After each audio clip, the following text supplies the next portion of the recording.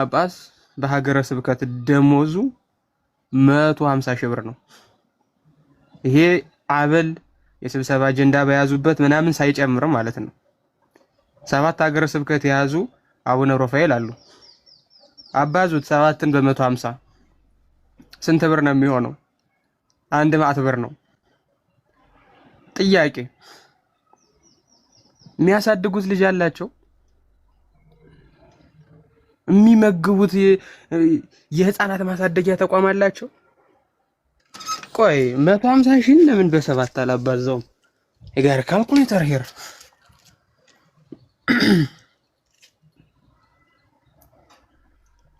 1,50,000 ሺህ ብር ነው በወር የሚያገኙት ማለት ነው። ምን ሰሩበት? ለቤተ ክርስቲያን የሚጠቅም ምን ስራ ተደረገበት? ይሄ ነገር ይሄ አጀንዳ ሲያዝ ስብሰባ ሲቀመጡ ወዘተርፈ ከሚያገኙት ውጪ ነው። ይሄ 1,50,000 ሺህ ብር በወር ያገኛሉ አቡነ ሩፋኤል ብቻቸውን ማለት ነው። አገረ ስብከታቸው ግን አንድ ደህና ቤተክርስቲያን እንኳን የለም። ንፍታ ሲባል እገሌ ነው የሚገለን it doesn't matter who is killing you እኮ ማንም ይግደል ማንም እየሞትክ ነው። ችግሩ ላይ ለምን አተኩረን መነጋገር እንደሚያቅተን እኔ በጣም ግራ ነው የሚገባኝ። መጣ ነው ፖለቲካ ቤተክርስቲያኒቱን አናወጻት ማለት ነው። ሌላውን ነገር ቀርቶ ጳጳሳት በኮታ ተመድበው የለ እንዴ? እንዴው ሌላውን ነገር ብትረሱ ከገሌ ብሔር ይሄን ያህል ጳጳስ፣ ከገሌ ብሔር ይሄን ያህል ጳጳስ፣ ከገሌ ብሔር ይሄን ያህል ጳጳስ ተብሎ ፖለቲካው እኮ ይሄን ያክል ነው ያደነቆረን። በጣም ማለት ነው። በጣም ከገሌ ብሔር የተሰጡ ጳጳሳት አንሰባል፣ ስለዚህ ጨመር ይደረግላቸው ተብሎ ማለት ነው። ጴጥሮስ አማራ ነው ኦሮሞ ነው? አሁን እስቲ ማርቆስ አማራ ነው ትግሬ ነው? ምን አገናኘው ከዘር ምድብ ጋር? አሁን ይሄ ነገር ለምን ኦሮሞኛ በሚናገሩ ማህበረሰቦች የሄደ ሊቀ ጳጳስ ህዝቡ የሚፈልገውን ሃይማኖታዊ፣ ማህበራዊ አገልግሎቶቹን ለማሳለጥ እንዲያመች ቋንቋውን በሚገባ አውቆ እንዲያገለግል ተደርጎ ነው። ግን እየሆነ ያለው ያ አይደለም። አሁን ዓላማው ይሄ ነበር። ዓላማው ግን አሁን ይሄ አይደለም እየሆነ ያለው። አሁን ምን ሆነ? የኮታ ሆነ። ተሳሳይ የጅማ ኦሮሞ፣ የአርሲ ኦሮሞ፣ የሸዋ ኦሮሞ ከዚህ በሽታ መች ወጣል? ሁለተኛ ብዙ ሰዎች እንደ ክሌ የምናቀርበው የሚገደለው እኮ አማራ ነው፣ የሚሞተው እኮ እሱ ነው። እሱ ብቻ አይደለም የሚሞተው። አርሲ የሚገኙ አንገታቸው ላይ ክር ያሰሩ ሰዎች እኮ ኦሮምኛ እየተናገሩ የሞቱ ሰዎች እኮ አሉ። አየህ፣ ክር ማሰር ነው አማራነት። ልቡ ካልራራ ምን ዋጋ አለው? ቪው ብቻ እንዲሁ ምን ያደርግ? ምን ዋጋ አለው? እኔም ለቤተክርስቲያን እቆማለሁ፣ እኔም ባለኝ ሀብት ሁሉ ለቤተክርስቲያን እቆማለሁ የሚል ክርስቲያን ስማቸው የማይታወቅ እግዚአብሔር የሚያውቃቸው እኔ አስፈላጊውን ድጋፍ ሁሉ አድርጋለሁ የሚል ያ ደግሞ ብር ደግሞ ቀጥታ ሄዶ ደግሞ ቤተክርስቲያን በሚገርሙት የሚጠብቅ በተረፈ ማላዘን ምንም ጥቅም የለውም። ጳጳሳቶቹ እንዲህ ናቸው የሚባል ነገር የለም። ታየ ባል ግዴታውን ተወጣ። ሚስቱ ስትደፈር የተወለደውን ልጅ አልገደለውም ከሙስሊም የተገኘው ተብሎ አስጠምቀው ክርስቲያን አደረጉት። አንቺ ልጅሽን ደፍሮሽ ሄደ፣ አስወልዶሽ ሄደ፣ ካስወለደሽማ ሚስቴን አልተውሽም ብሎ ልጆቻቸውን እየተቀበሉ ወደ ካታኮምብ እሱን ደግሞ እያስተማሩ ደግሞ ክርስቲያን እያደረጉ 400 ዓመት የ10 ዓመት የ2 ዓመት ታሪክ እኮ አይደለም። ምን አይነት ጽናት ነው ክርስቲያኖች? ተስፋ እንዳትቆርጡ። በቃ ማንም ሀገር ላይ የደረሰ ችግር እኛ ጋር ይደርሳል። በተለይ ደግሞ ኢትዮጵያ ደግሞ ትፈለጋለች። በቃ ስለዚህ አሁን ሮሮ አንስ መካም በኋላ በቃ እንደዚህ እንደው ምናምን ሲኖዶሱ ምናምን እንደዚህ ጠቅላይ ቤተ ክህነቱ ምናምን በቃ አለ ስራ ነው፣ ግዴታቸው መስራት አለባቸው። አዎ እኛ ደግሞ እዚህ ጋር ደግሞ እንደ ወፈር ያለ ሐሳብ ይዞ መጥቶ ሰው በሚገባ ቢያንስ አትሊስት እንኳን የግሪክ ኦርቶዶክስ ቤተክርስቲያንን ተሞክሮ መውሰድ። ከዛ ውጪ ማልቀስ ነው ጥቅም የለውም። በእኛው ያለው ግድያ እኮ ሩሲያ ላይ ሆኗል ነበር። ኤቲስት የሆኑ መሪዎች እየመሯቸው ያውም እኮ የሩሲያ እኮ የሚከብደው በስውር ገዳማቶቻቸው ክርስቲያኖቻቸውን እየገደሉ የዛ ሰዓት አሁን የምናየው ፕሬዚዳንት ፑቲን የ10 ምናምን ዓመት ወጣት ነበር። ሲያየው የክርስቲያኖች ቁጥር ይቀንሳል። ገዳማት እየቀነሱ ነው ያሉት። አብያተ ክርስቲያናት እየጠፉ ነው ያሉት። ምንድን ነው ይሄ ነገር? አያችሁ፣ ወደ ለቅሶ ወደ ሮሮ አይደለም የሚሄዱት።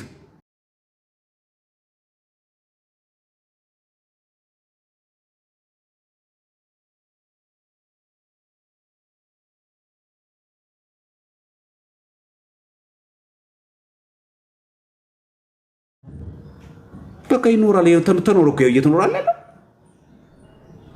አሁን በሩሲያ ፑቲን ኦርቶዶክስ ስለሆነ ሌሎች ቤተ እምነቶችን አልጨፈለቀም። ሌሎች እምነቶችን አላጠፋቸው። ሙስሊሞች አሉ ሩሲያ ውስጥ፣ ፕሮቴስታንቶች አሉ፣ ካቶሊኮች አሉ። በቃ አለቀ። ይኖራል። በቃ ያጋጠመ እኮ ይኸውና እኮ ፑቲን እኮ ገጠመ እኮ አለቀ። የዛ ሰዓት ፑቲን ደግሞ የሰንበት ተማሪ ነው።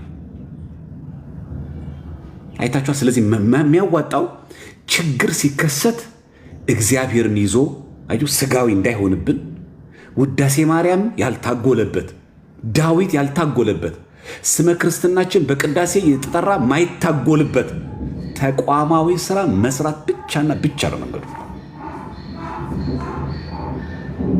ኦርቶዶክስ ከንቲባ ይጣላለታል እንዴ? የኦርቶዶክስ ሚኒስተር መጥፎ ነው እንዴ?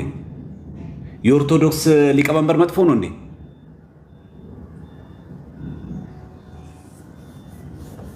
አስቡት። የዞኑ፣ የአመራሩ፣ የመከላከያው፣ የጸጥታ ዘርፉ ኦርቶዶክሳውያን ቢሆኑ ጥቃቱ እየተፈጸመ መቼ ሰው ሲገደል ዝም ብሎ አይደል? ቤተክርስቲያን የሚያክል ነገር ሲቃጠል እኮ ፎቶሾፕ እኮ አይደለም። ያ ሁሉ የህዝቡ ጩኸት ባለበት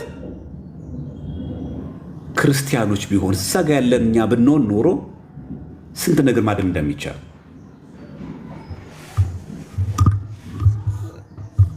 ስለዚህ የሆነ የእንትኑ ምሬት ምናምን ጩኸት ምናምን ነገር ተገቢ መስሎ አይታየኝም። ይቅርታ አድርጉልኝ። በቃ እያሰማን ነው። አርቲስቶች እንኳን በአቅማቸው መግለጫ እያወጡ፣ አርቲስቶች እንኳን በአቅማቸው ድምፅ እየሆኑ፣ አሁን የኛ ጠቅላይ ቤተ ክህነት ነው አሁን ዓመት ሲሞላ ብር የሚቀበል። ስለዚህ ጠቅላይ ቤተ ክህነት ብቻ እናተኩር። አሁን በምንለው መንገድ ራሱ የግሪክ ኦርቶዶክስ ራሷን ባደነች መንገድ እኛ ራሳችን ማደን አለብን እንጂ አሁን እኮ በነገራችን ላይ ጳጳሳት እንላለን እንጂ ጳጳሳት ቢያወግዙ ምን ይመጣል? ምን ሊሰማን? ግድያው ሊቆም አይችሁ። ዘላቂ መፍትሄ አይደለም። ተቋማዊ የሆነ ድምፅ አለን ለማለት ያክል እንጂ እኮ ስለሚቆም አይደለም። እስኪ ሲኖዶስ ሲሰብሰብና ነገ እስኪ ያውግዘው። ነገ የአርሲ ግድያ አይቀጥልም። ታችሁ ከማውገዝ መዝለል አለበት ነው ጉዳዩ። ቅዱስ ነው ስለተናገረ የሚቆም አይደለም። ይሄ መናገር የሚያስቆመው ሳይሆን ድርጊት የሚያስቆመው ነው። ይሄ ምንድነው? ካሜራ ሰው ሲቀረጽ የሚባለው ሬዲ ምናምን ተብሎ አክሽን እንደሚለው ማለት በቃ ሬዲ የኛ አልፏል።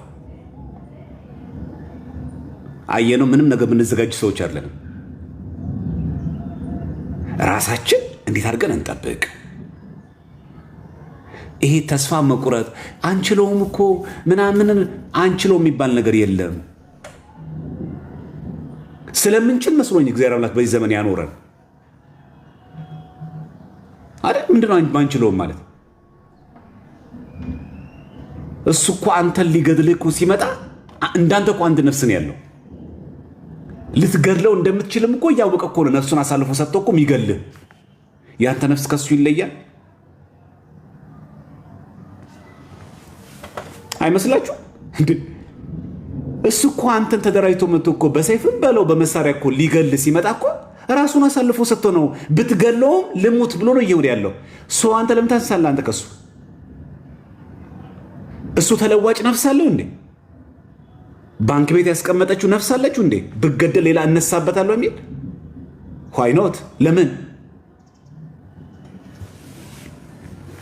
ስለዚህ የሆነ ምሬት፣ እንደዚህ ሐዘን፣ እንደዚህ በጣም መንቋሰስ ምናምን ነገር አይገባም። በረከታቸው ይደርብን፣ የሞቱ ሰዎች እውቅና ያስፈልጋቸዋል። የቅድስና እውቅና በስንክሳር መዘገብ አለባቸው። ስንክሳር በቤተክርስቲያናችን ተአምረ ማርያም ስንክሳር ኦፕን ቡክ ነው የሚባሉት። ምን ማለት ነው? የድንግል ማርያም ተአምር ያደረገችው ነገር አማናዊ ሆኖ የተገኘውን በሙሉ ቅዱስ ሲኖዶስ ሲያረጋግጥ ተአምረ ማርያም እንዲጨመር ያደርጋል። ከቶ የድንግል ማርያም ተአምር በቃ እዚህ ጋር ነው፣ ከዚህ በኋላ ድንግል ማርያም ተአምር አታደርግም አይባልማ፣ ይጻፋል ማለት ነው። ስንክሳርም እንደዛው ክፍት ነው። ሰማዕታት እስከዚህ ዘመን ነበሩ፣ ከዚህ በኋላ ለሃይማኖቱ የሚሞት የለም አይባልም። ይኸው የአርሲ ሰማዕታት አሏ። ተረት ተረት ለሚመስለው ሰው፣ ውሸት ለሚመስለው ሰው መዘገብ አለባቸው። የፈረሰው የ100 ዓመት የገብርኤል ቤተክርስቲያን እንደ አዲስ መሳ ምናልባት እግዚአብሔር አምላክ እንድንሰራው አስፈልጎ ከሆነ በመንፈሳዊ ቅናት በስጋዊ ናምን ሞቲቭ አድርጎን አይደለም። በመንፈሳዊ ቅናት ያ የፈረሰው ቤተክርስቲያን ተሰርቶ ያ በቪዲዮ ያየነው ተንጠልጥሎ በሰው እጅ ሄደው መንበርና ታቦት ወደ መንበር ክሩ ለምን እንዲመለስ አናደርግም? በቃ አክሽን ነው የሚያስፈልገው እንጂ ዝም ብሎ ድረሱላቸው፣ አስቆሙት። ማስቆም ብቻ አይደለም። የተቃጠሉ ቤተክርስቲያንስ፣ የሞቱትስ፣ የተፈናቀሉትስ? የተፈናቀሉት የት ነው እያደሩ ያሉት? እስቲ አስቡት። እስቲ እናንተ ክረምት እኮ ነው እየመጣ ያለው። ዝናብ እንኳን እዚህ አዲስ አበባ እየዘነበ ነው ያለው። አስቡት ብርዱን። አስቡ ቤተሰብን ይዞ ሰው እኮ በኮሪደር ልማት እንኳን ቤት ተቸግሯል። በኮሪደር ልማት ያውም እዚህ ቦታ ሂዱ እዚህ ቦታ ተብሎ ተነግሮ ምናምን። ይሄ እኮ ድንገተኛ ጥቃት ነው። አስበዋል ወይ? አባትን ወይ ደግሞ እናትን አተ ልጅን አተ ባዶን ወተ ያውም ደግሞ መጠለያ ደግሞ የሌለ ቦታ ላይ መቀመጥ። የተፈናቀሉትስ ቀጣይ ክረምት እንዴት ይዘለቃል? ስለዚህ አሁን የሚያሳስበው ይሄ ነገር ሊያሳስበን አይገባም። በቃ ማውራት ያለብን እዚህ ጋር ነው። በቃ የሞቱትን አንመልሳቸውም። ሰማዕታት ናቸው፣ አልከሰሩም፣ ትርፋማ ናቸው። የተገደሉት በሃይማኖታችን ስለሆነ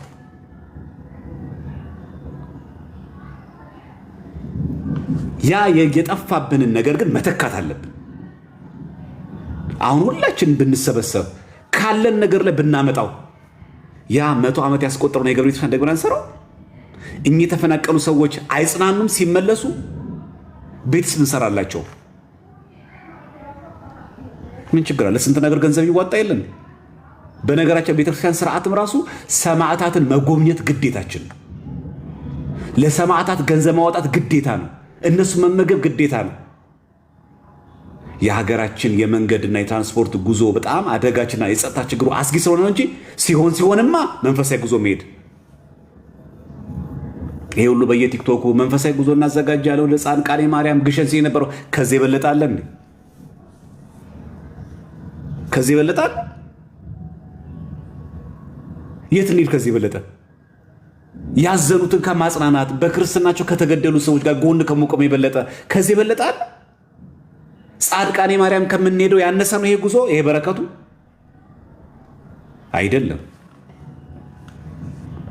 አቴንድ ማድረግ አለብን በአካል ሁላችን። በአካል ስንገኝ ደግሞ የሚሰጣቸው መጽናናት ደግሞ አስቡት። እኛውንን ባለቤቶቹ። መንግስት አትበሉ። እኛንን ባለቤቶቹ፣ እኛን የምናቋቁማቸው፣ እኛን የምናዋጣው።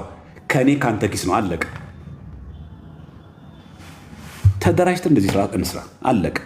ተረፈ ይሄ መንግስት እንደዚህ ያርግልን እንደዚህ በቃ ስተናገርክ ጮክ ቪዲዮ ሰራ ከሳምንት በኋላ ይረሳል።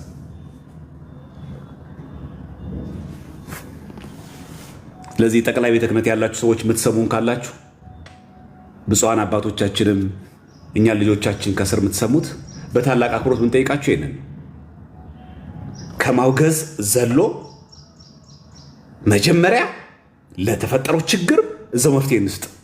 ለሰማዕታቱ እውቅና፣ የተፈናቀሉት የሚመለሱበት፣ እችን ክረምት የሚያሳልፉበትን መጠለያ ሰርተን መመለስ። ሁለተኛ ድጋሚ እንዳይከሰት ተቋማዊ የሆነ መዋቅር ያስፈልገናል። በተረፈ እየተደጋገመ ነው የሚሄደው። መጀመሪያ እንድረስላቸው። መጀመሪያ ያረፈው እኮ ሞተ እኮ፣ ሰማዕትነት እኮ ተቀበለ። ተፈናቅለው የወጣችው እናትና አባት ሐራስ እናት እኮ አለች እዚህ ውስጥ። ነፍስ ያለው እኮ ህፃናት እኮ አሉ። ምግብ ይፈልጋሉ እኮ ታውት። ምግቡ እኮ ቀራው፣ የሚበላውም ቀረ። አስባችሁታል? ብር እየተንሰፈሰፉ ዝናቡ እየቀጠቀጣቸው እኛ በሞቀ አልጋ ላይ ብርድ ልብስ እየቀየርን ስንተኛ። ይህን እናስቀድመው።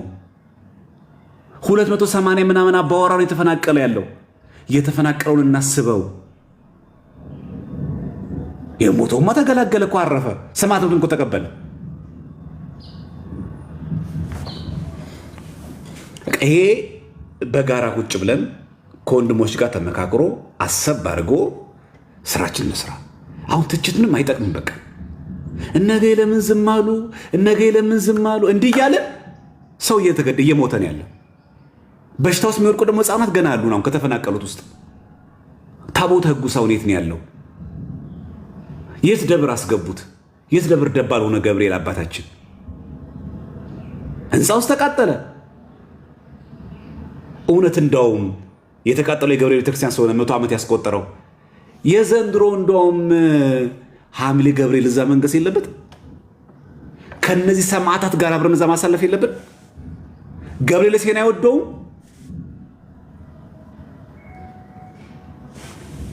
ሐዋሳ ገብርኤል፣ ቁልቢ ገብርኤል፣ አስኮ ገብርኤል፣ ግቢ ገብርኤል ሄደን ከምናነግሰው የበለጠ ከነዚህ ሰማዕታት ጋር ገብርኤልን እንደው በድንኳን እንኳን እንደ ደመራ ማነው እንደ ከተራ በዓል እንደምናከሩ በድንኳን እንኳን ሆኖ ቤቱ ቢቀደስ ይሄ ትልቅ ክብር አያሰጠንም?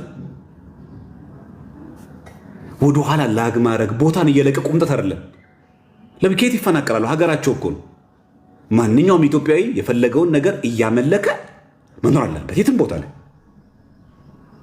ልቀቁት፣ በቃ ከዚህ ውጡ ክርስቲያኖች እየተባለ ሁል ጊዜ ለማን ልንተወው ነው? ይህ ትክክለኛ መፍትሄ አይደለም። ወዴት የሚመጣው?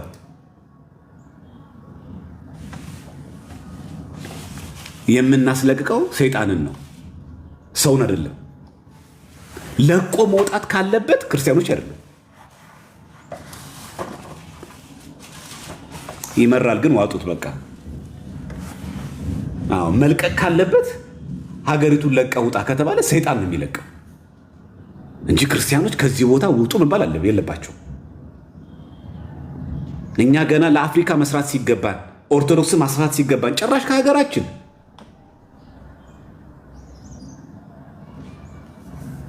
እና በደንብ አድርገን ከውጭም ከሀገር ውስጥም ያለ ሰው ቁጭ ብሎ ይሄን ነገር ማሰብ አለበት።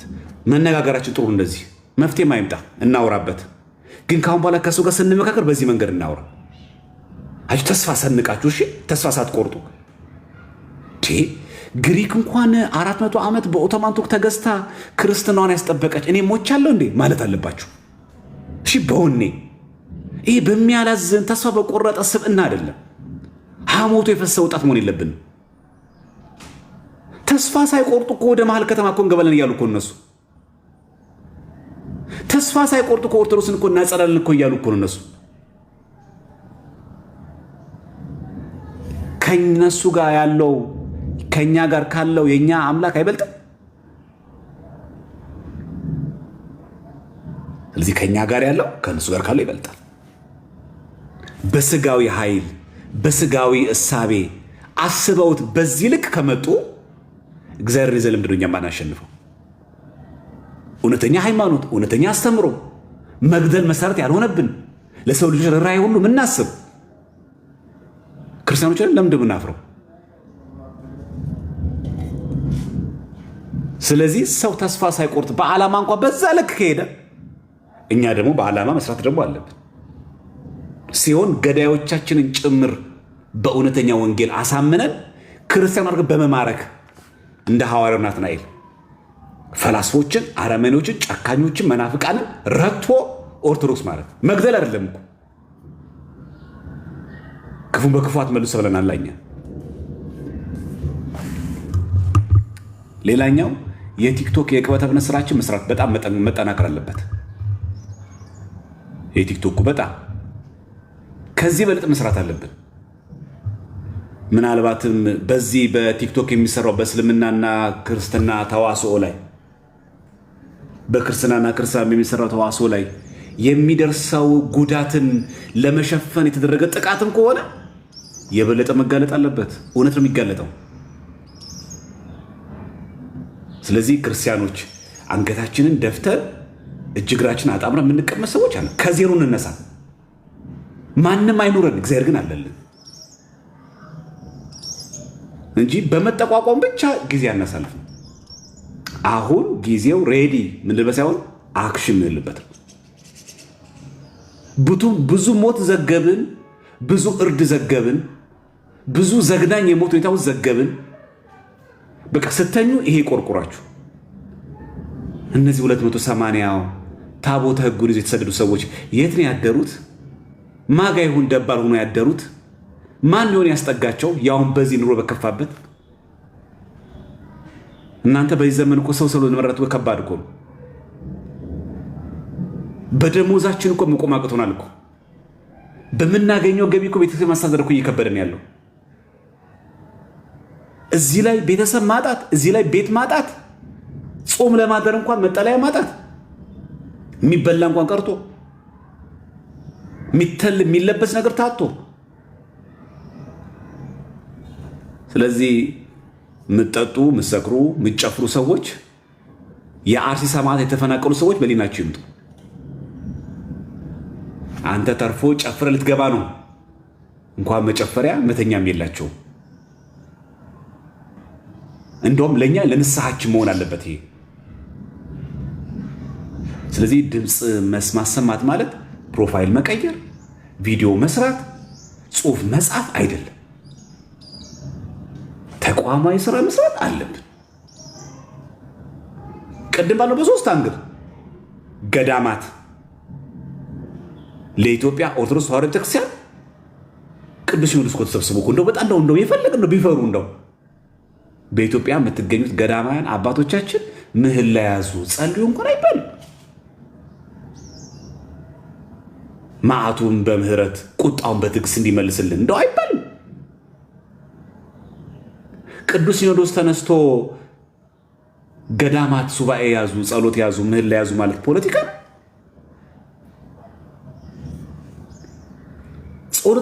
ጸሎት ለማወጅ እንኳን የሚከብዳችሁ። ትላንትናው እኮ ምርጫው በሰላም እንዲያልፍ ብላችሁ ከተሰብስባችሁ ነበር አባቶቻችን። ከምርጫው ማግስት የሆነው ሰላም አይመለከታችሁ?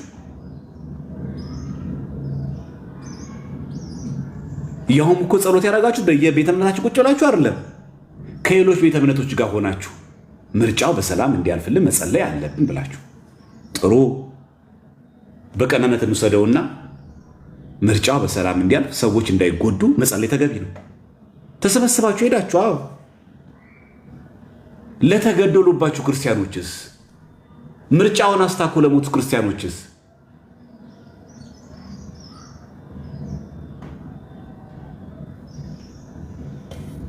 ለዚህ አይሰበሰብም ሰው?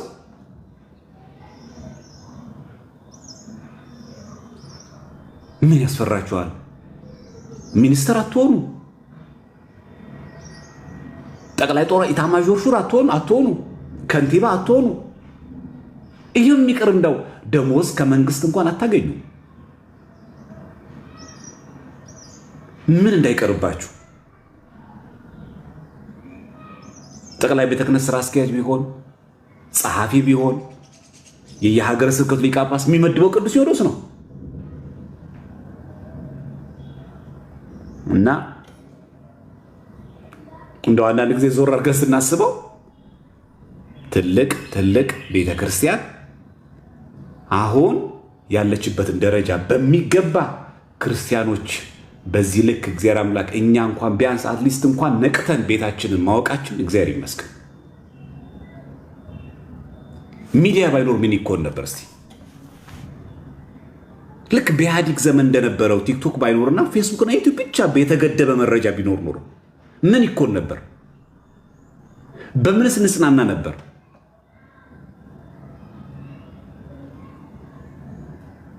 የየሀገረ ስብከት ሊቃነ ጳጳሳትስ እስካሁን ድረስ አንድ ሀገረ ስብከት በሀገረ ስብከቱ ለነዚህ ለሞቱ ክርስቲያኖች ጸሎት ፍታት እንዲደረግ አዟል፣ ምህላ እንዲደረግ አዟል የለም እኔ እስካየሁት።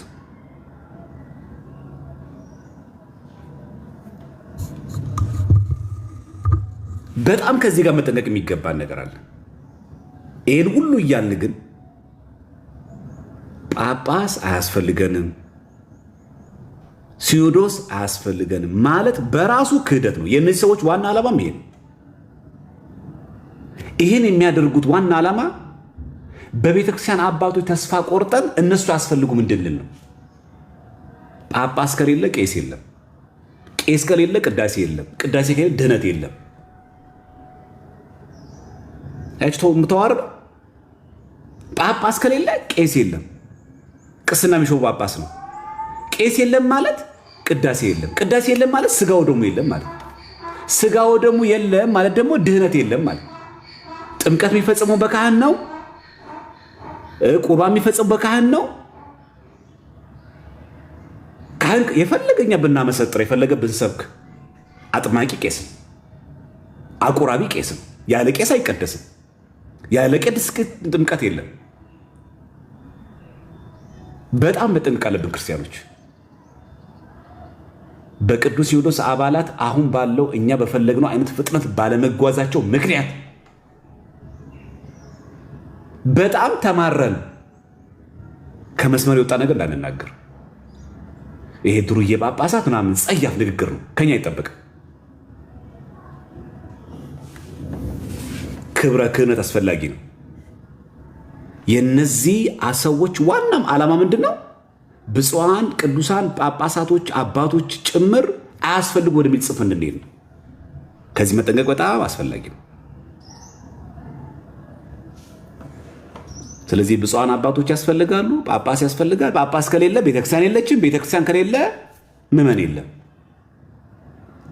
ያለ ቅስና የሚሰጥ ቀኖና የለም። ስለዚህ ምስጢረ ንስሐ የሚፈጸሙ በቄስ ነው። ተክሊል ቁርባን የሚፈጸሙ በቄስ ነው። ጥምቀት የሚፈጸሙ በቄስ ነው። ፍትሐት የሚፈጸሙ በቄስ ነው። ክርስትና የሚፈጸሙ በቄስ ነው። ቄስ የሚሾመው ደግሞ ጳጳስ ነው። ከተኛችሁበት ግን ንቁ ነው እያልን ያለ ነው። ብፁዓን አባቶች እያስበላችሁን ነው እያልን ያለ ነው። የምታዝኑልን ከሆነ አሁኑ ድምፅ የምታሰሙት አሁኑ ተቋማዊ መግለጫ የሚያስፈልገን። ሞቱ አይበቃም ወይ? እዚህ ብፁዓን አባቶቻችን የእናንተ እናት እናንተን ያስገኘ አባት ከሰማይ አልወረዳችሁ መቼስ። ከሰማይ ዱብ ያለ ጳጳስ የለንም። እናት አባት አለ፣ ወንድምት አለው ጳጳስ። ተገድሮ ቢሆን ኖሮ ብላችሁ ውስጥ ያስቡት።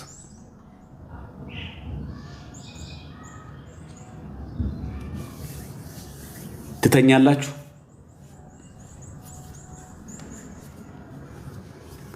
ይሄ በቃ ለራስ በጣም ከምንም ጊዜ በላይ መቆም የሚገባው አሁን ነው። መንጋው እንዳይበተንባችሁ። ነገ ወደ መሀል ከተማም ገብቶ ከመጣ የሚጀምረው ካስኬማችሁ ነው። እንንገራችሁ፣ ከኛ ለሚጀምረው ጥምጣም ካረገ ቄስ ነው የሚጀምረው። ነገ ከዛ በኋላ ግን እናንተ ጋር ሲደርስ ግን ልጆቼ ብትሉ ግን የሉም፣ አይሰሟችሁም። ጠላት ይጫወትባቸዋል። ኖላዊነት እስከ ሞት ድረስ ነው። በቃ ኖላዊነት እስከ ሞት ድረስ ነው። በቃ ነፍሱን ለወዳጁ ከመስጠት የበለጠ ከዚህ የበለጠ ፍቅር ማንም የለውም ብሎ ክርስቶስ ፍለጋውን እንከተለ መሳይ ትቶልን እስከሄደ ድረስ ኖላዊ እረኛ እንደዛ ነው። በቃ እኛም ቲክቶክ ላይ ወተን እኮ የምንናገረው ለዚህ ነው። ሃይማኖት ነው። ባልሰማ ዝም ማለት ይቻላል። ፌስቡክ ላይ ጽፎ ማለፍ ይቻላል። ግን ተስፋ የቆረጠ ሐሞቱ የፈሰሰ ክርስቲያን መሆን የለብንም። ትክክለኛ ለቤተክርስቲያን ስንቆም ትክክል ነው። ቤተክርስቲያን እያፈረሱ ለቤተክርስቲያን መቆም አይቻልም። ስለዚህ ቅዱስ ሲኖዶሱን ማንቃት፣ ብፁዓን አባቶቻችንን እያልን እንደዚህ እየገፋንም ቢሆን ኧረ እንደዚህ ነው የሚባለው እያልን ኧረ በዚህ በኩል ነው የሚኬደው እያልን ኧረ እባካችሁ 400 ዓመት ተገዝታ እኮ የጸናች ክርስቲያን ሀገር እኮ አለች እያልን ማሰራት አለብን እንጂ ሲኖዶስ አያስፈልግም፣ ጳጳስ አያስፈልግም፣ ድሩዬ ጳጳስ እንደዚህ ያያለ ራሳችን ያላከበር ነው ማንም ያከብረው። እነዚህንም እኮ ይቀየሩ ብንል እኮ የሚሾመው ሌላ ጳጳስ እኮ አሁንም እኮ ሰው ነው። መልአክ አንሾም ደግሞ በእጅ ብልጫ አይቻል። ሐዋርያው ድረስ መጠበቅ አለበት። የተያያዘ ነገር እኮ ነው። እንደው እኮ የሰንበት ሊቀመንበር ቢሆን ኖሮ የማህበር ሰብሳቢ ቢሆን ኖሮ ተቀይር ይባላል እኮ እጅ አውጥተን። ጳጳስ በእጅ ብልጫ አይሆንም፣ በቮት አይሆንም። አንድ ጳጳስ እዚህ ኢትዮጵያ ውስጥ ባይኖር ከገዳም ካለ መነኩሴ አንድ ጳጳስ ይሁን ማለት አይቻልም። ዛትማች ነው ማይቻለው። እዚህ ጵጵስና ማለት እኛ ተሰብስበው እኛ የበቁ አባት ናቸው እኛ ጳጳስ ይሁኑ ብለን እንኳን መሾም አንችልም። በእጅ ብልጫ አይሆንም። ስለዚህ በጣም ካህን ክህነቱን ጠብቆ ክብረ ክህነት ሐሳብ በምሰጠበት ጊዜ ክብረ ክህነትን ዲያቆን ድቁናውን አክብሮ ቄስም ቅስናውን አክብሮ መስራት አለበት። ኢትዮጵያ ውስጥ ያለ መነኩሴ በሙሉ ቢጨፈለቅ አንድ ጳጳሱን እንዲባል አይሆንም፣ አይቻልም። ታዲያ ለምንድን ነው ያ ሁሉ ዓመት ከግብፅ ጳጳስ እናመጣ የነበረው? ስለማይቻል እኮ ነው።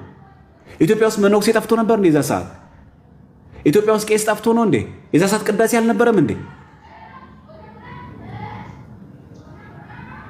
ቃይች ለዛ ነው ሐዋርያዊ ትውፊት ከጠበቀ መምጣት አለብን። ስለዚህ አሁን ሰባኪ ነሽ የለም፣ በጣም አሰብ ይገባችሁ።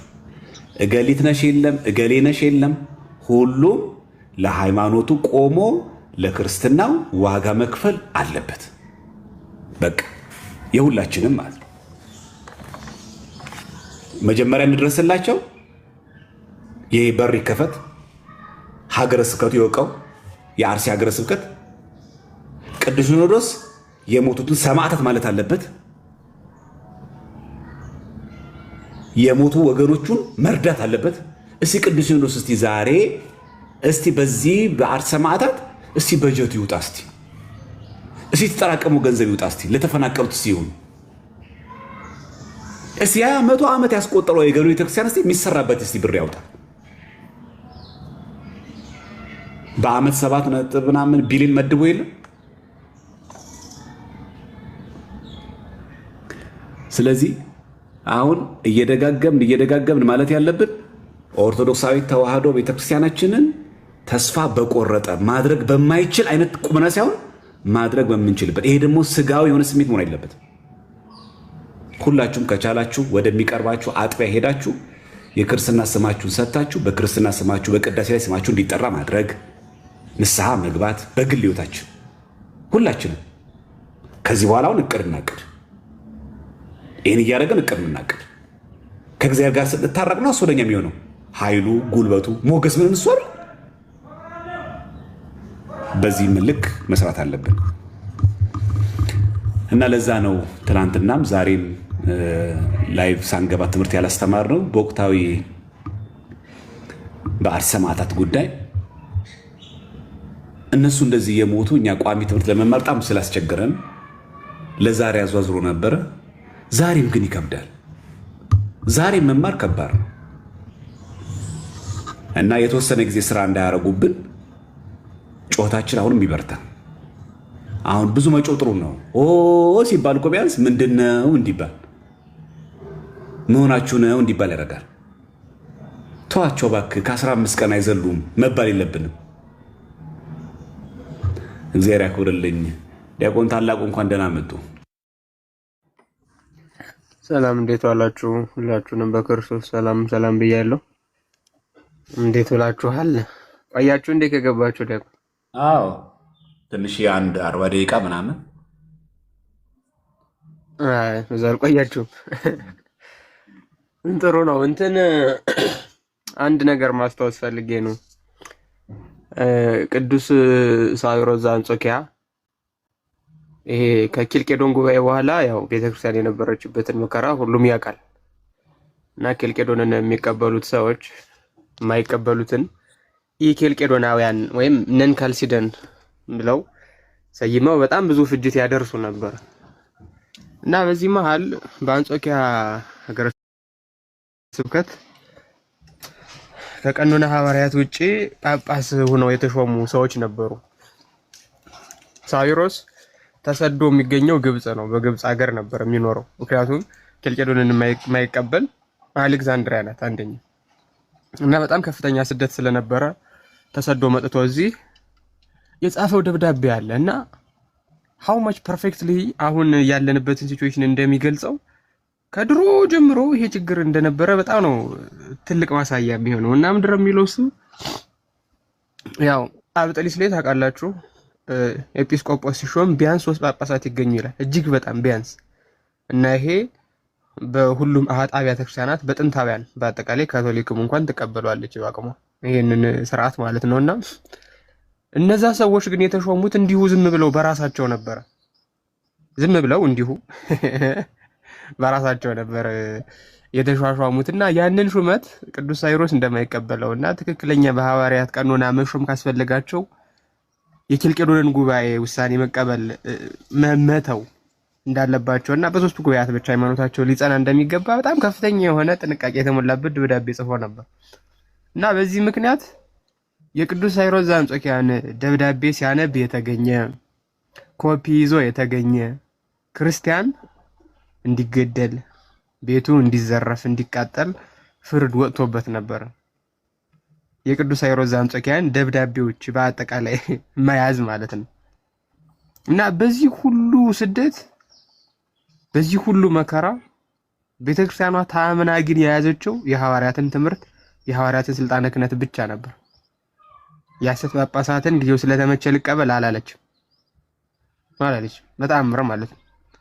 አሁን እኮ የቤተክርስቲያን መዋቅር አይደለም የሚያሳድደን የመንግስት መዋቅርና የሌሎች ሰዎች መዋቅር ነው።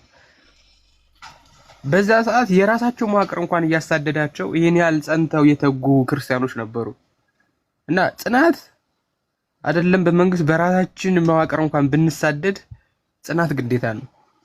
ለቤተክርስቲያን ታምኖ መቆየት ግዴታ ነው። ቤተክርስቲያን መዋቅሯን መግፋት የቆመችበትን መሰረት መነቅነቅ አይቻልም። ስህተት ነው ያ። ይህ ማለት ግን ጳጳሳቱ ሲያጠፉ ዝም ይባላሉ ማለት አይደለም። ሰዎች ናቸው እነሱ ራሳቸው። ለምሳሌ እንደ ምሳሌነት ላንሳ። የአንድ ጳጳስ በሀገረ ስብከት ደሞዙ 150 ሺህ ብር ነው። ይሄ አበል የስብሰባ አጀንዳ በያዙበት ምናምን ሳይጨምር ማለት ነው። 7 ሀገረ ስብከት የያዙ አቡነ ሮፋኤል አሉ። አባዙት 7ን በ150 ስንት ብር ነው የሚሆነው? 100 ብር ነው። ጥያቄ የሚያሳድጉት ልጅ አላቸው? የሚመግቡት የህፃናት ማሳደጊያ ተቋም አላቸው? ቆይ 150 ሺህ ለምን በ7 አላባዛውም? የጋር ካልኩሌተር ሄር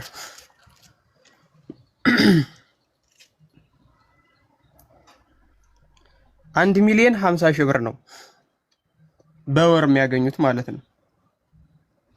ምን ሰሩበት?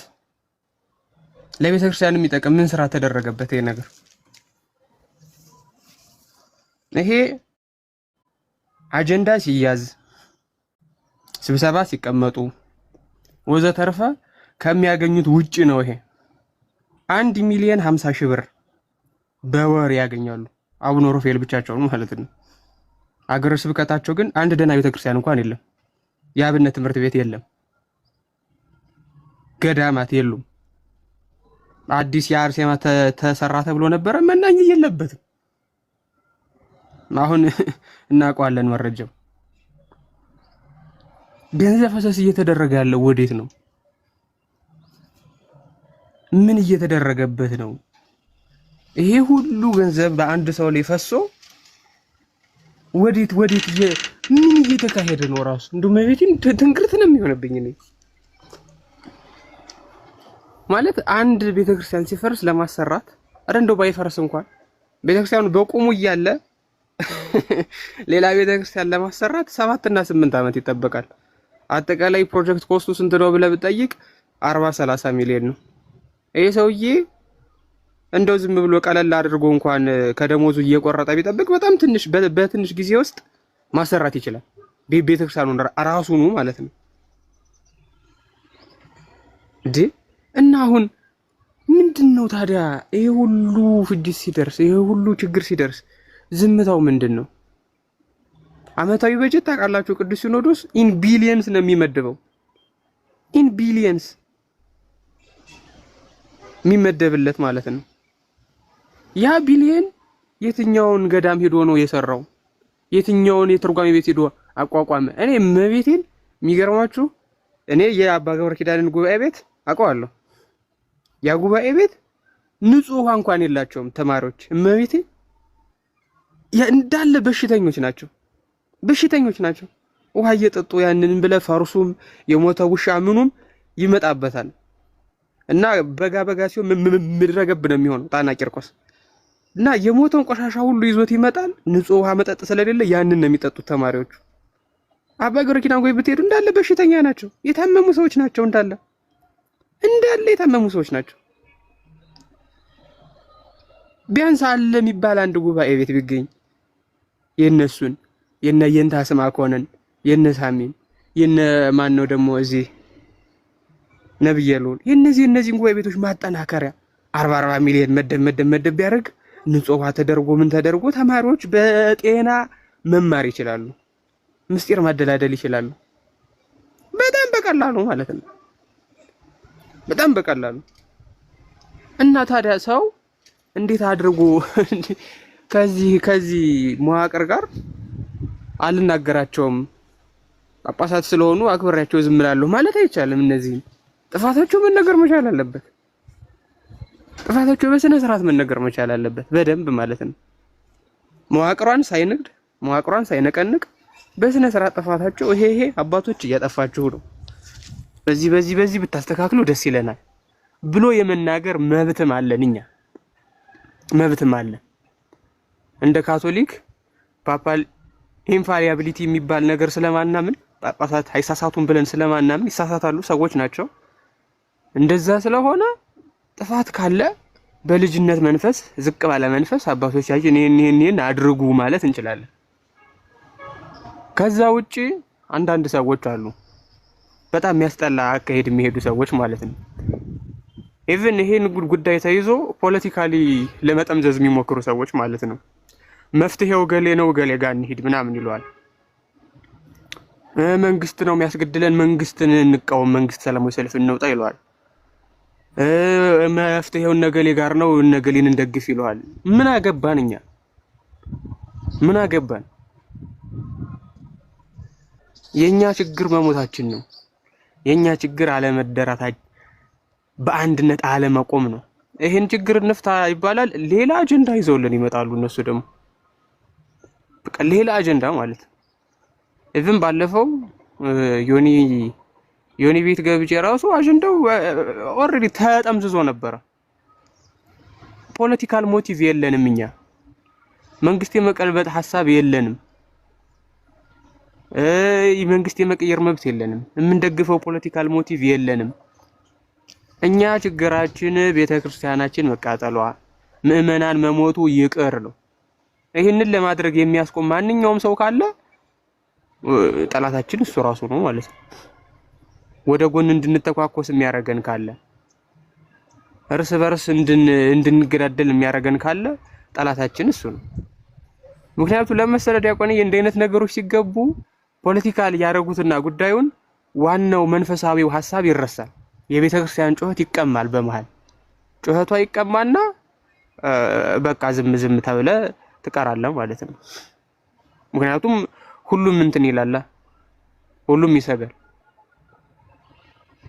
መንፈሳዊ ብቻ ዓላማችን መንፈሳዊ ነው፣ አቋማችን መንፈሳዊ ነው፣ ዓላማችን መንፈሳዊ ነው ብሎ ያንን አቋም አጠናክሮ መቀጠልና ወደፊት መሄድ ነው እንጂ ጠላት ማብዛት፣ ጣት መጠቋቋም፣ እገሌ ነው የሚገለን፣ ማንም ይግደልህ እየሞትክ ነው። ችግሩ መሞትህ ነው። እሱን ለማስቆም መስራት አለብን። ሁላችንም አለብን ሁሉም ሰው ማለት ነው እንጂ ጣቴ ገሌ ጋር ነው፣ ጣቴ ደግሞ እዚህ ቤተ ክህነት ነው፣ ጣቴ መንግስት ጋር ነው፣ ጣቴ ሲኖዶስ ጋር ነው፣ ጣቴ ወረዳው አስተዳዳሪ ላይ ነው፣ እጣት ከመጠቋቆም ወደ መፍትሄው እንሂድና ለራሳችን እንቁም ነው ሐሳቡ። በደንብ እንዲገባችሁ ፈልጋለሁ። እገሌ ገደለ እንደገሌ አሁን ክላስ ውስጥ በጥፊ ብትመቱ ክላስ ውስጥ ድሮ ጩጬ ያላችሁ ማለት ነው። ሁለት ነቀዝ ተማሪ አለ። በጥፊ እየተመታ ሁለት ሰው ቢኖር የመጀመሪያው የመታውን ሰው ፈልጎ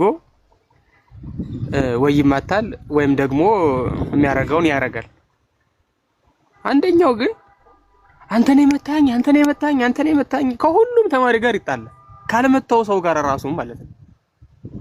አሁን እኛ ችግራችን መሞታችን ነው፣ ችግራችን መገደላችን ነው፣ ችግራችን ቤተክርስቲያኗ እንደዚህ በቁሟ መቃጠሏ ነው።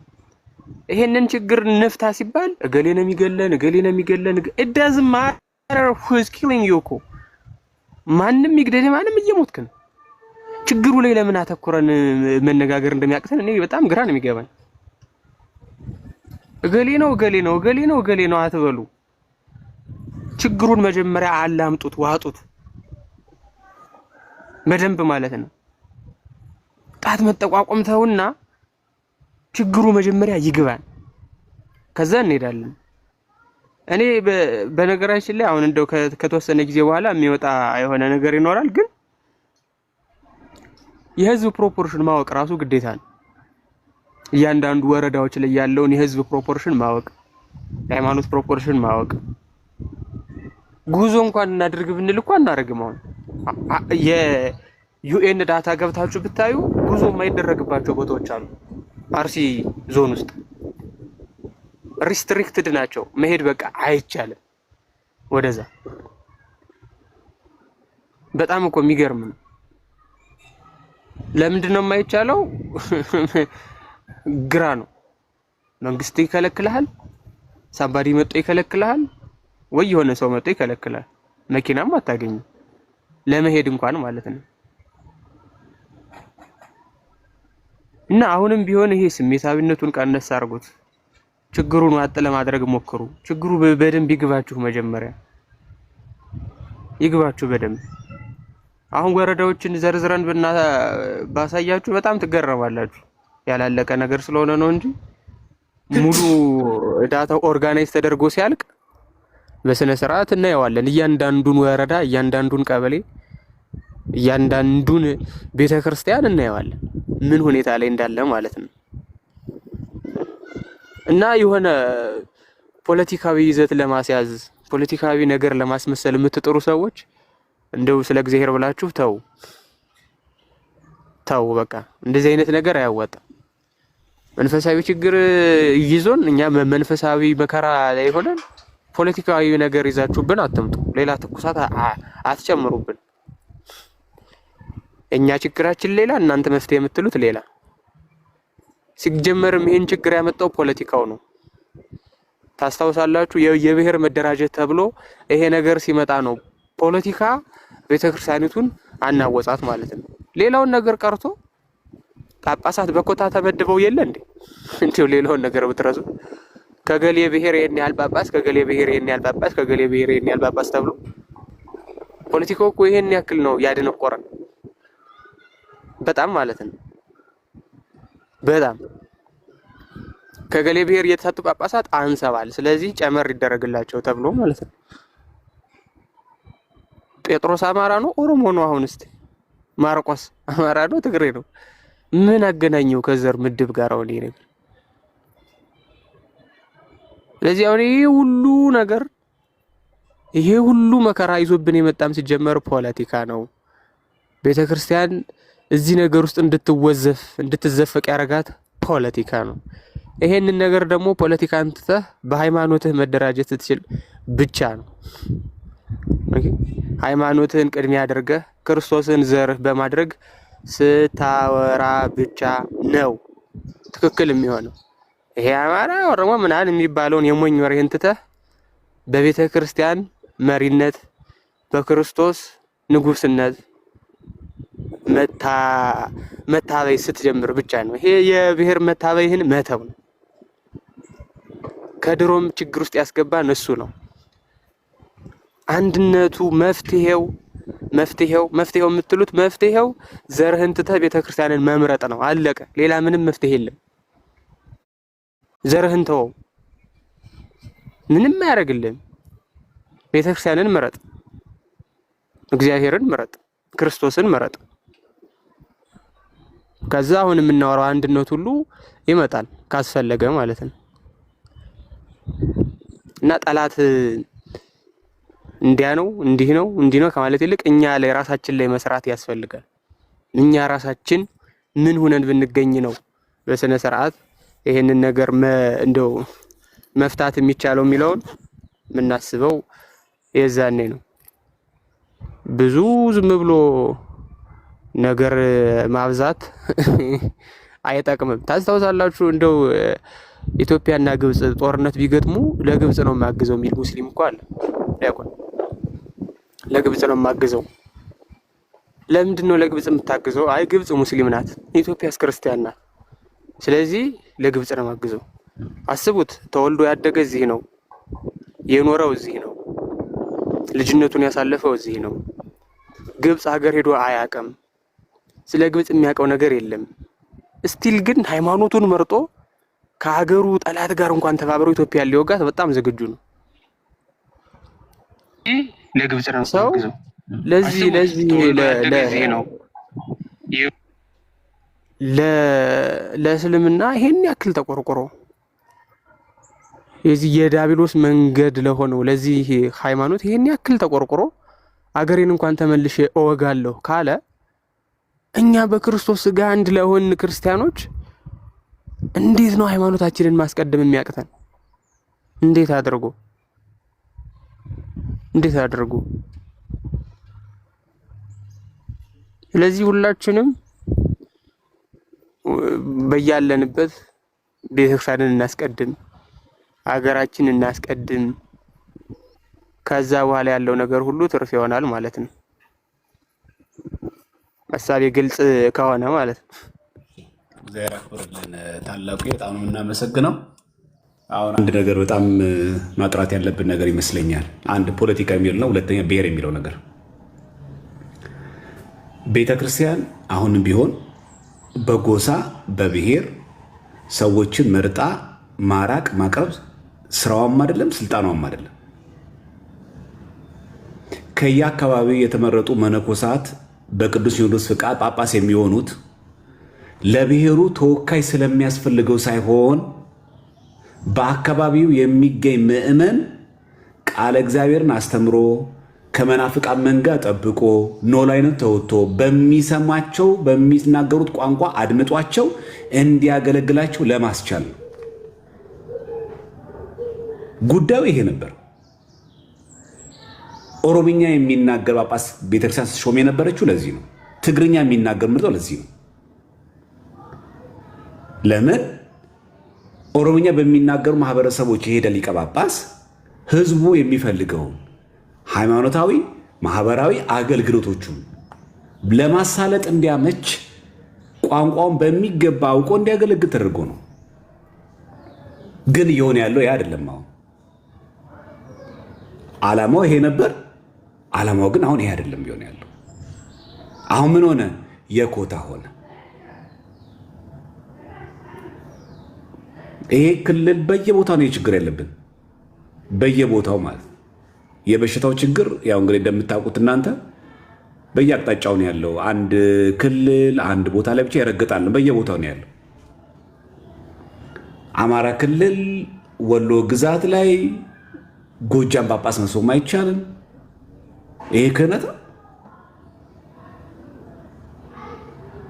ጎጃም ላይ ጎንደር የጳጳስ መሾም አይቻልም። ጎንደር ላይ ጎጃም አይቻልም። ጎጃም ላይ ጎንደር መሾም አይቻልም። አማርኛ እየተናገርን እኮ ይሄ ዘረኝነት ይባላል። ምን አገናኘው?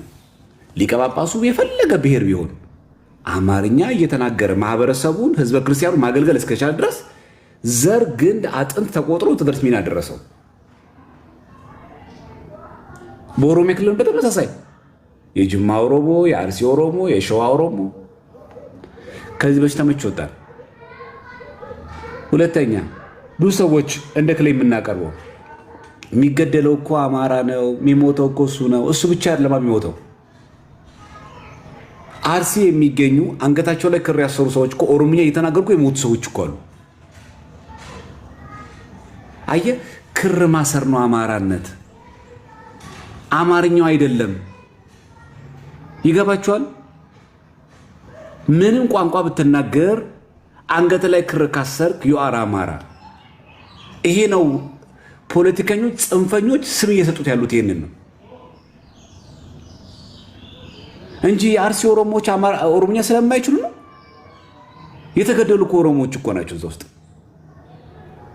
ብዙ ዓመት ኦሮሚያ ክልል የተወለዱ የኖሩ ያደጉ ልጅ የወለዱ የተዳሩ ህብረት ንብረት ሀብት ያፈሩ ልጅ ወልደው ያሳደጉ እነሱ ጭምር ቤታቸው ተቃጥሏል። ኦሮሚያ ክልል ተወልደው አድገው ከኦሮሞ ጋር መኖራቸው ከኦሮሞ ብሔር መወለዳቸው አላዳናቸውም። ለምን? አንገታቸው ላይ ክር ሳለውትር መሆናቸው ተገደሉ።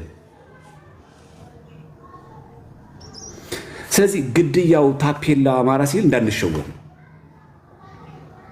በደቡብ የሀገራችን ክፍል ፕሮቴስታንቶች ይሄ እኮ ሃይማኖት እኮ የአማራ ነው ለምን ይመስላቸው እንደዚህ የሚሉት? ለሲዳማው፣ ለወላይታው፣ ለሃዲያው፣ ለከምባታው እንደዚህ የሚሉት በጥቅስ ማሸነፍ ሲከብድ፣ በማስረጃ ማሸነፍ ሲከብድ በዚህ መንገድ ያጠቁታል። ከሰሜን እኮ ነው የመጣው የአማራ እኮ ነው እያሉት ማለት። ስለዚህ አንድ ሰው ሲዳማም ሆኖ ከምባታም ሆኖ አንገቱ ላይ ክር ካሰረ እሱ አማራ ነው። እሱ መስሪያ ቤት ላይ መከራ ይደርስበታል።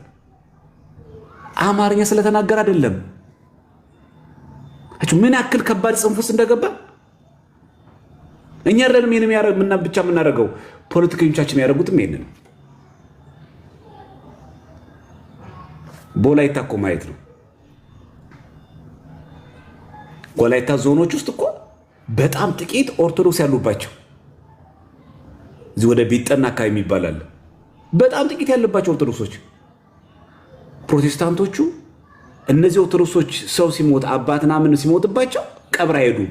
የእኛ መጀመሪያ ፕሮቴስታንት ካልሆናቸው የአማራ ሃይማኖት ይዛችሁ ብሏቸው። ሰዎቹ እኮ ወላይታ ናቸው፣ ትውልዳቸው ምናቸውም እዛ ነው። ከዛ ሀገር ውጭ ከሌላ ቦታም በሰፈር አይመጡም አይደሉም። እና የእኛ አባቶች እንደዚህ አይነት እሳቤ አልነበራቸውም። አሁን ግን ምን ሆነ? እንኳን ጠቅላይ ቤተ ክህነታችን እንኳን ቅዱስ ሲኖዶስ ታች ወርደንም በየአጥቢያው በየምኑ ጎጥ ተያይዘው ነው ያለው። ህዝቡ ተነጠቀ አልተነጠቀ፣ መናፍቅ በላው አልበላው ደንታ የላቸው።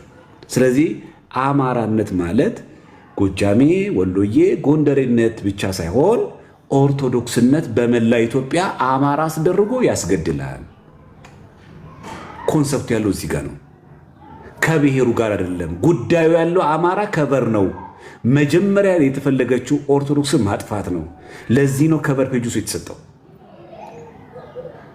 ለትግራይ ክልል እኮ ይኳ አልቀርለትም። ሰሜንን ለኢትዮጵያ እያሉ እኮ ትግራይ ክልል እኮ ሲሄዱ የአማራ ሃይማኖት ነው አቡነ ተክለ ሃይማኖት እኮ ያመጣብህ እኮ አማራ ነው እያሉት። አየህ፣ የሚያስገድልህ ኦርቶዶክስነትህ ነው። የአማራ ስለሆነ የሚባለው የብሔር ሽፋን ነው። አማርኛም ባትችል የሌላ ጎሳ ብሔሩ ተወላጅ ብትሆን አንገት ላይ ክር አስረህ ኦርቶዶክስ ከሆንክ ይሄ ታርጋ አይቀርልም።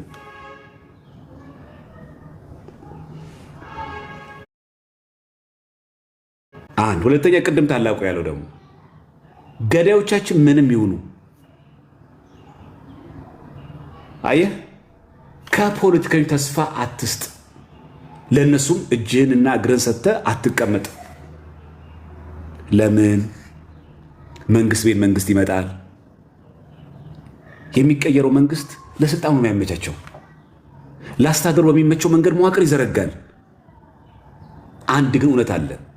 እየመጣ ያለው መጻኢው ጉዳይ ወደ ምጽአት እየሄድን ነው። ስለዚህ የሚመጣው መንግስት ለኦርቶዶክስ ቤተክርስቲያን ጥላቻ ያለው ማንም ቢሆን ቢቀየርም ይሄ መንግስት አንለስ እግዚአብሔር አምላክ ፈቅዶ የሰላም መሪ እስካልሰጠን ድረስ። ለምን? ለየትኛውም አይነት የፖለቲካ እሳቤ የኦርቶዶክስ ቤተክርስቲያን አስተምሮ ትምህርት ሃይማኖት አይመችም። ፖለቲካ ደግሞ ሰው ካልጨፈለክ አንዱን ጠቅመህ አንዱን ካልጎዳ አንዱ ላይ በደንብ በየበላይነት ካልተረማመድክ አይመችም። ስለማይመች ሁሉም የሚያጠቃት ኦርቶዶክስን ነው። ሲያሻው የአክራሪዎች ስብስብ ይላታል።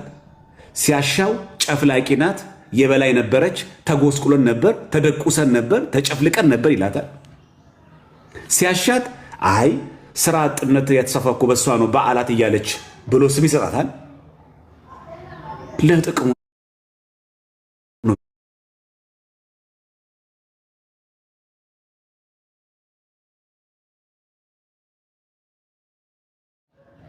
ኢቭን እንኳን ኖርማል እንኳን ፍሬንድሺፕ ወለም እንኳን ሻይ ቡና ለማለት እንኳን ጎሳ ብሔር ምን መርጥ የሆነ ቋንቋ ስንሰማ ምን ጠላው እኮ አለ።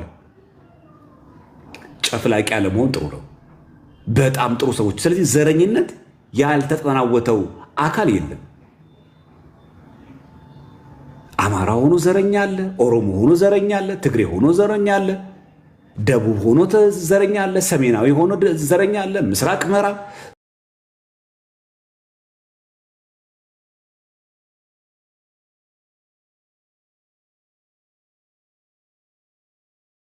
የተናገሩ ይሄንን የአርሲ ግድያ ያቃወሙ ልጆች እኮ አሉ።